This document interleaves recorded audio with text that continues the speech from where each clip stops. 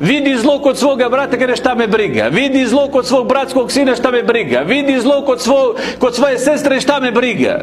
To nema sa vjerničkim osobinama ništa.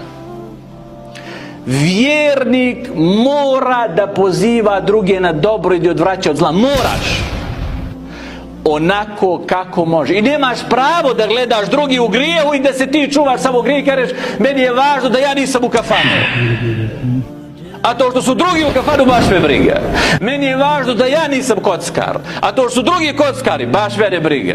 Meni je važno da ja ne pijem. A to što pije, Allah zna koliko našeg naroda, baš me briga.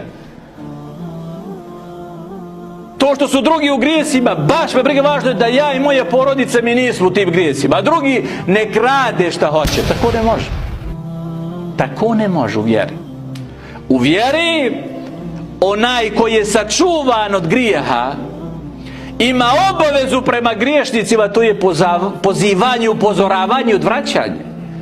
Da kaže čovjeku nemoj, da kaže čovjeku Allah je to zabranio, da kaže čovjeku Allah će te kazniti zbog tih grijeha, Allah će te kazniti zbog toga što radiš.